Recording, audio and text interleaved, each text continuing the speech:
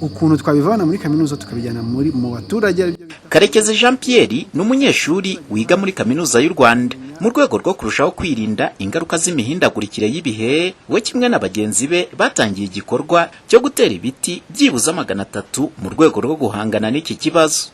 Byangiriye akamaro cyane kuko ubu ngubu dufite projet yitwa tree plantation, gutera ibiti mu ntara y'Iburasirazuba, aho dufite intego yo gutera ibiti birenga 300.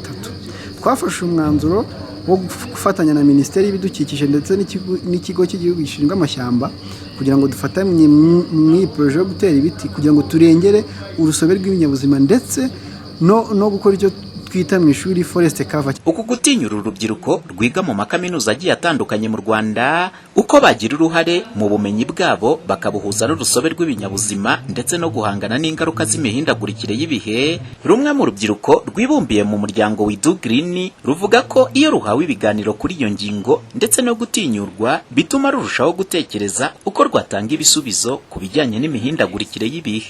Urumva urugero rwiza muri kaminuza niho dukora amaproje atandukanye. Iyo twiga kuri ibi ngibi ugenda muri class ukabyapurika. Iyo bazukuzanye muri workshop nkizi wapurika ibyo ngibyo uvuyemo kumva. Ikindi niyo tari kaminuza ejo izi projet no kuvuga ukuntu twagera no hasi tukajya muri secondaire ni bana ba primaire bakazajya batabajya mu rugo bibwira no mu rugo. Ni barampagurukije banyibutsa kugira icyo nkora muri context yo mu gukora policies, muri context yo mu gushaka ibisubizo.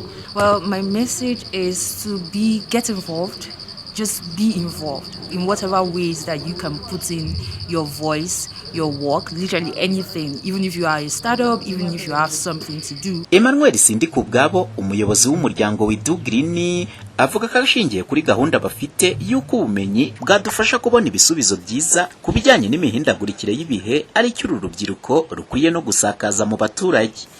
Bafite ubumenyi bwinshi bagenda babuhuza n'ubwo abaturage nabo hari ubwo bafite, noneho barebe ibisubizo byiza babona byo kurengera ibidukikije n'urusobe rw'ibinyabuzima no guhangana n'ingaruka z'imihindagurikire y'ibihe.